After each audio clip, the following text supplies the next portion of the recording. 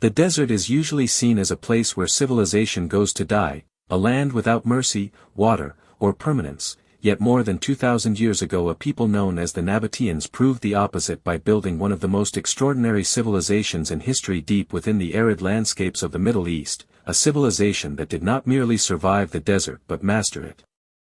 Originating as nomadic tribes around the 4th century BCE, the Nabateans moved through the Arabian deserts following ancient caravan routes, gradually realizing that the true power of the ancient world did not lie only in armies or territories but in trade, knowledge, and control of movement. They positioned themselves along the most valuable commercial arteries of their time, dominating the trade of incense, frankincense, myrrh, spices, silk, and precious goods that flowed from southern Arabia toward Egypt, Greece, and Rome, and as these caravans crossed the unforgiving desert, the Nabateans provided protection, water, and safe passage, slowly accumulating immense wealth. Instead of building open cities that could easily be attacked, they chose secrecy and geography, carving their capital, Petra, directly into rose-colored sandstone cliffs hidden behind narrow canyons, creating a city that seemed almost invisible to outsiders and nearly impossible to invade. Petra was not remarkable only because of its monumental rock-cut architecture but because of something far more miraculous: water, as the Nabateans engineered an advanced hydraulic system of dams, channels, ceramic pipes, and underground cisterns that captured rare rainfalls and controlled deadly flash floods, transforming a barren valley into a thriving urban oasis with gardens, fountains, and public baths, astonishing even Roman visitors who could not comprehend how such abundance existed in a place where survival itself seemed unlikely.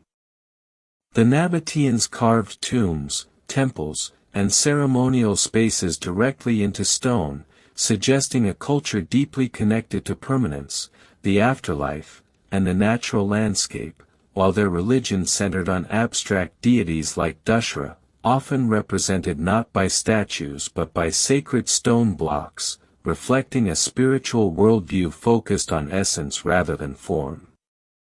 Unlike many ancient empires, the Nabateans did not rely on massive walls or constant warfare. Instead, they used diplomacy, trade alliances, and their intimate knowledge of the desert as their primary defense, knowing that any invading army unfamiliar with water sources and terrain would quickly succumb to heat and thirst. Eventually, their prosperity attracted the attention of Rome, and in 106 CE the Nabatean kingdom was peacefully absorbed into the Roman Empire, becoming the province of Arabia Petraea, with Roman roads and architecture blending into Nabatean traditions, marking the peak of Petra's population and influence.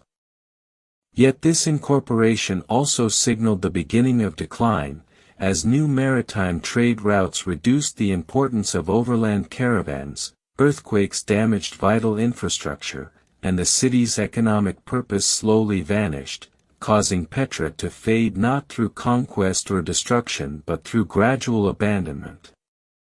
By the early medieval period, Petra had nearly disappeared from historical memory, known only to local Bedouins, until it was rediscovered by the Western world in the 19th century, revealing a civilization that had once controlled the desert through intelligence rather than force.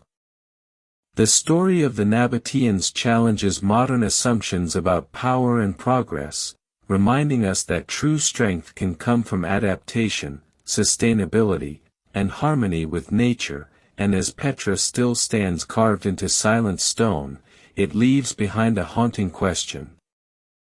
Did the Nabateans truly disappear, or did they simply dissolve into history, their knowledge absorbed by the world, their name forgotten, but their mastery of survival living on in the very foundations of civilization itself?